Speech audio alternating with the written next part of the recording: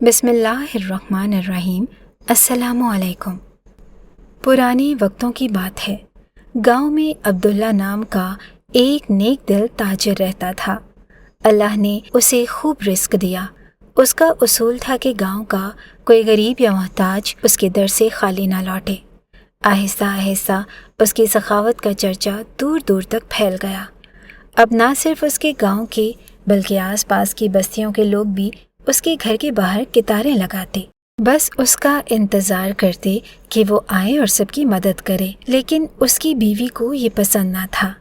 ایک دن وہ بولی، عبداللہ، تم یوں ہی دھن لٹاتے رہے تو ایک دن ہم بھی انہیں کی طرح بھوکے ننگے ہو جائیں گے۔ کم سے کم اپنے گاؤں کے لوگوں تک ہی محدود رہو۔ عبداللہ نے مسکرا کر کہا، بیوی، مجھے ڈر ہے کہ قیامت کے دن میرا رب نہ پوچھے کہ میں نے دوسروں کی مدد کیوں نہ کی جب اس نے مجھے دیا تھا۔ بیوی نے سخت لہجے میں کہا، اس رفتار سے تو جلد ہی ہم بھی محتاج ہو جائیں گے۔ عبداللہ خاموش ہو گیا، مگر دل ہی دل میں دعا کی، یا اللہ، مجھے نیکی کرنے کی توفیق دے اور تیرا دیا کبھی بند نہ ہو۔ وقت گزرتا گیا، عبداللہ پہلے سے زیادہ خرچ کرنے لگا، یہاں تک کہ ایک دن اس کی جیب خالی ہو گئی۔ دکان بند کرنی پڑی اور گھر میں فاقے ہونے لگے۔ ایک دن اس نے سوچا، شاید بیوی صحیح کہہ رہی تھی، اگر میں اتنا نہ خرچ کرتا تو آج یہ حال نہ ہوتا۔ لیکن فوراً خود کو ٹوکا، نیکی پر کبھی افسوس نہیں کرنا چاہیے۔ اگر آج میرے پاس 1 روپیہ بھی ہوتا تو میں وہ بھی کسی غریب کو دے دیتا۔ غربت آ گئی مگر عبداللہ نے ہمت نہ ہاری۔ اس نے بکریاں چرانے کا کام شروع کر دیا۔ بیوی دن رات تانے دیتی، دیکھ لیا ہم بھی انہی فقیروں جیسے ہو گئے ہیں جن پر تم ترس کھاتے تھے۔ عبداللہ مسکرا کر کہتا، بیوی، ہمارے پاس صحت تو ہے نا، یہ پیسوں سے بھی زیادہ قیمتی ہے۔ بیوی طنزیہ ہنس پڑی، مجھے پیسوں سے غرض ہے، جا کے کچھ کما کر لاؤ ورنہ میں یہ گھر چھوڑ دوں گی۔ عبداللہ نے برا نہ مانا، وہ جانتا تھا کہ وہ عیش و آرام کی عادی ہے۔ خود اسے بچپن میں فکر و فاقہ دیکھنا پڑا تھا، اس لیے وہ ہمیشہ دوسروں کا درد سمجھتا تھا۔ ایک دن بکریاں چرا رہا تھا کہ اچانک جنگل میں آگ لگ گئی۔ اس نے دور سے ایک چھوٹی سی سانپنی کو آگ میں پھنسے دیکھا۔ دل میں رحم آیا، جان پر کھیل کر آگ میں کودا اور اسے نکال دیا۔ حیرت کی بات تو یہ تھی کہ وہ سپنی انسانوں کی طرح اس سے بات کر رہی تھی۔ میں کوئی عام سانپ نہیں، جنات کے بادشاہ کی بیٹی ہوں۔ تم نے میری جان بچائی ہے، اس کا بدلہ میں تمہیں ضرور دوں گی۔ یہ کہہ کر وہ عبداللہ کو اپنے باپ کے محل لے گئی۔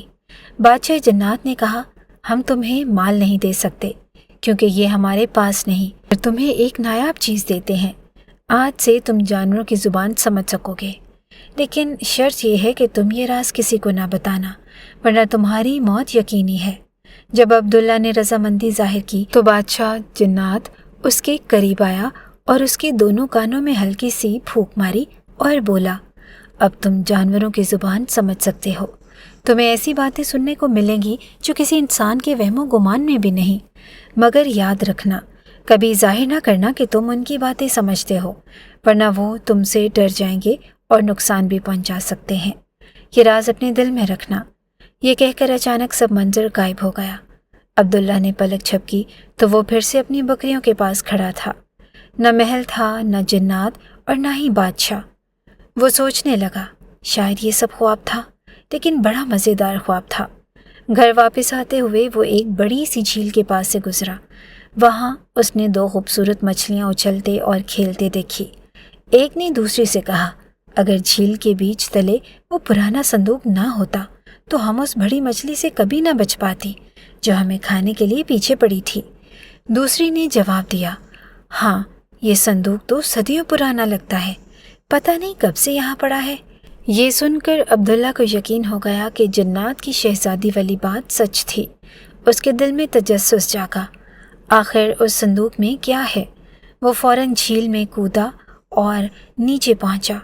وہاں واقعی ایک بھاری سا پرانا صندوق تھا جس پر زنگ آلود تالا لگا ہوا تھا۔ بڑی مشکل سے وہ اسے کھینچ کر کنارے تک لے آیا، پھر سوچا کہ اب اس تالے کو چابی کی ضرورت ہے۔ ایک بڑا سا پتھر اٹھا کر اس نے اس پر زور سے مارا اور وہ تالا ٹوٹ گیا۔ جب ڈھکن کھولا تو آنکھیں پھٹی کی پھٹی رہ گئی۔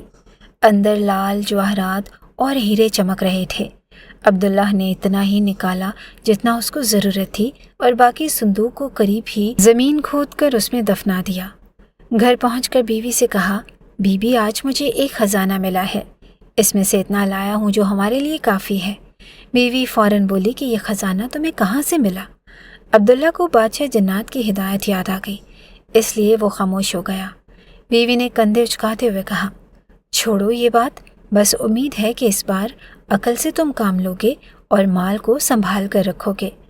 عبداللہ نے نرمی سے جواب دیا، میں نے ہمیشہ غریبوں کا حق دیا اور اللہ نے مجھے اس کا کئی گناہ لوٹا دیا۔ کیا تمہیں نہیں لگتا کہ آسمان پر ایک عادل رب ہے؟ بیوی نے کہا، یقیناً ہے، مگر مجھے لگتا ہے کہ یہ صرف تمہاری قسمت تھی۔ اس بار میں گھر کے باہر کسی فقیر کو کھڑا نہیں دیکھنا چاہتی۔ قسمت بار بار نہیں آتی اور میں تمہارے خرچ کا حساب رکھوں گی۔ عبداللہ کو بیوی کے ناشکری پر دکھ ہوا۔ دل ہی دل میں کہا، اللہ میرے صبر اور ایمان کا امتحان لے رہا ہے۔ اس نے فیصلہ کیا کہ اب غریبوں کو اپنے گھر بلانے کی بجائے ان کے لیے ایک پناہ گاہ بنائے گا جہاں وہ کھانا کھا سکیں اور ضرورت کا سامان لے سکیں۔ اگلی صبح بیوی کو کچھ بتائے بغیر وہ پھر جھیل پر گیا، سارا خزانہ نکالا، گاؤں میں ایک بڑی سی زمین خریدی اور اس پر غریبوں کے رہنے کی جگہ اور ایک باورچی خانہ بنایا۔ اس میں نیک اور دیانتدار لوگ اب نہ صرف غریب آ کر اپنا پیٹ بھرتے بلکہ بہت سے لوگ وہاں کام بھی کرنے لگے۔ سرائے کے آس پاس کھیت آباد ہوئے اور مزدور روزگار پانے لگے اور کئی خاندان خوشحال ہو گئے۔ ایک دن عبداللہ اپنی بیوی کے ساتھ بیوی کے میکے جا رہا تھا۔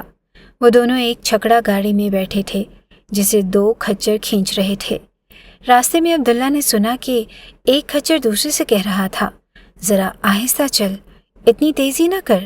دوسرے کھچر نے پوچھا، کیوں بھائی، جلدی چلیں گے تو جلدی گھر پہنچیں گے، آرام بھی ملے گا اور مالک نے جو تازہ گیلا جو خریدا ہے وہ بھی کھا لیں گے۔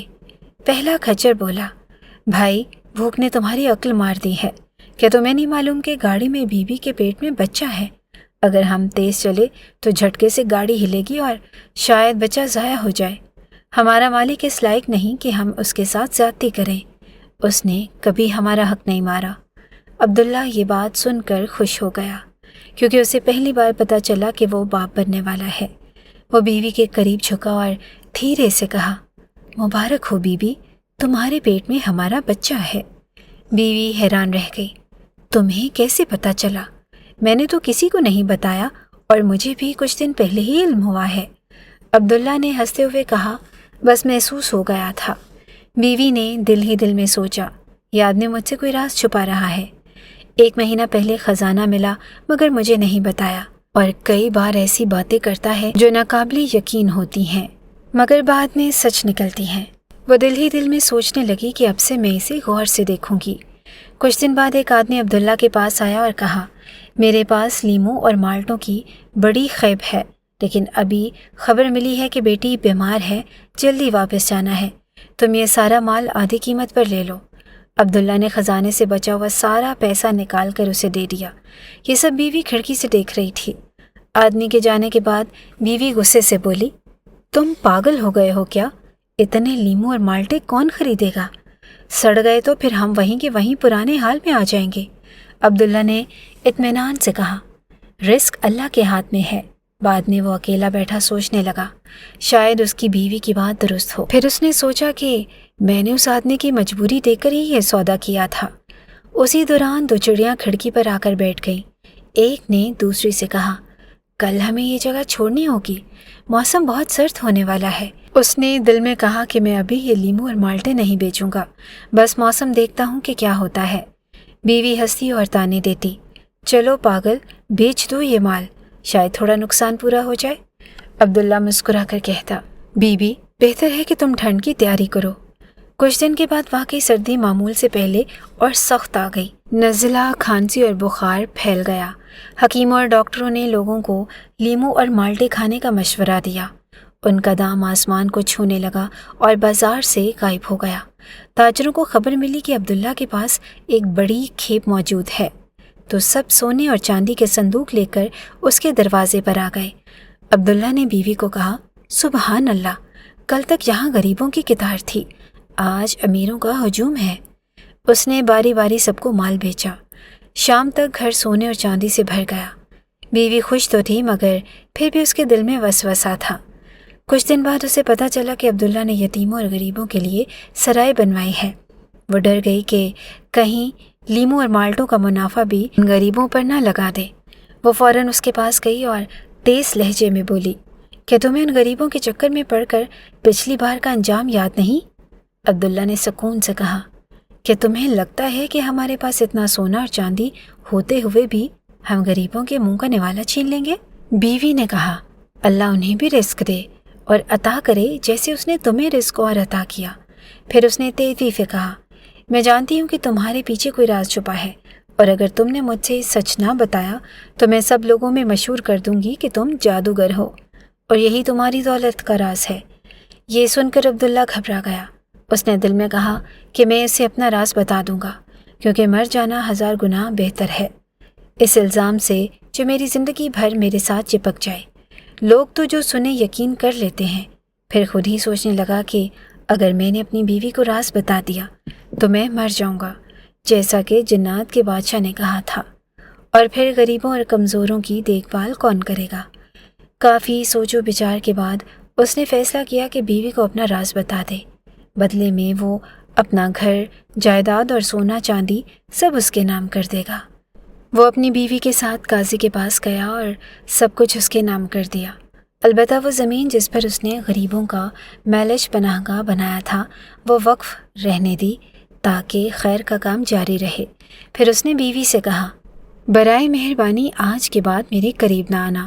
اگر تم نے ایسا کیا تو میں تم پر طلاق کا حق استعمال کر لوں گا۔ اب ہم دونوں اپنی اپنی مرضی کی زندگی گزار سکتے ہیں، کیونکہ ہم دونوں میں کوئی چیز مشترک نہیں۔ عبداللہ غریبوں اور یتیموں کے میلش میں رہنے لگا اور کہنے لگا، مرنے کے بعد میرے لیے صرف نیک عمل اور غریبوں کی دعائیں ہی فائدے میں ہوں گی۔ دوسری طرف بیوی نے ارادہ کیا کہ گھر کو گرا کر بادشاہوں جیسا محل بنائے گی اور بڑے تاجروں کے ساتھ کاروباری سودا کرے گی۔ اس نے سوچا کہ میں نے کبھی شوہر کی وہ زندگی پسند نہیں کی جس میں وہ مجھے محروم رکھ کر دوسروں کو دیتا تھا۔ کچھ ہی عرصے میں اس نے محل تعمیر کر لیا، سونا چاندی جمع کر لیا۔ اس کے محل میں قدم رکھنے سے پہلے ہی زمین لرز اٹھی اور محل، زمین، سب کچھ زمین میں دھس گیا۔ اس کے پاس کچھ نہ بچا اور اللہ نے اسے انہی غریبوں میں شامل کر دیا جن پر وہ شوہر کو ترس کھانے سے روکتی تھی۔ اس دوران وہ اپنے بچے کی پیدائش کے قریب تھی۔ وہ ٹوٹے محل کے سامنے بیٹھی روتی اور نوحہ کرتی، یہ سوچے بغیر کہ کہاں جائے، کیونکہ سب کچھ لٹ چکا تھا۔ لوگ گزرتے تو کوئی پرواہ نہ کرتا، مگر غریب آ کر اس کے لیے کھانا اور پیسے رکھ جاتے۔ وہ حیران ہو کر سوچتی کہ غریب کیسے دیتا ہے اور امیر کیسے روکتا ہے، مگر وہ کسی سے کچھ نہ لیتی۔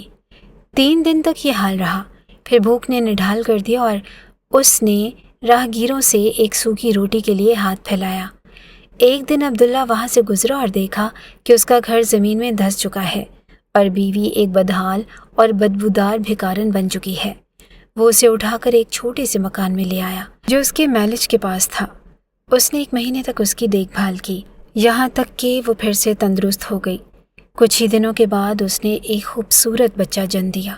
عبداللہ نے دیکھا کہ اب وہ نہ شکایت کرتی ہے، نہ کسی چیز پر بیزاری دکھاتی ہے، حالانکہ زندگی نہایت سادہ تھی۔ وہ دوسرے مزدوروں کے ساتھ میلج کے پاس والی زمین پر کام کرتا۔ ایک دن بیوی اس کے پاس کھڑی ہو کر بولی، اگر تم چاہو تو میں تمہارے ساتھ کام کروں گی۔ عبداللہ نے حیرت سے کہا، مگر یہ تو غریبوں کا کام ہے۔ وہ مسکرا کر بولی، تو کیا ہوا، اگر یہ غریبوں کا کام ہے؟ اللہ نے چاہا تو ان کا اس دنیا میں رزق کم رکھا، مگر وہ پھر بھی ہر حال میں شکر ادا کرتے ہیں۔ پھر اس نے نرمی سے کہا، مجھے معاف کر دو، میں نے تمہارا مال ضائع کیا اور تمہارے ساتھ ناانصافی کی۔ عبداللہ مسکرا کر بولا، تم ہی میرا اصل مال ہو اور میرا بیٹا میری جان ہے۔ یہ چھوٹا سا گھر ہمارے لیے کافی ہے، ہم اسی کے ساتھ والی زمین پر کام کریں گے اور سب سے خوشحال لوگ بنیں گے۔ صحت ہی دولت ہے اور وہی سب سے بڑی نعمت ہے۔ ہماری آج کی کہانی یہاں پر ہی ختم ہوتی ہے۔ اللہ آپ کو اپنے امان میں رکھے۔ اللہ حافظ۔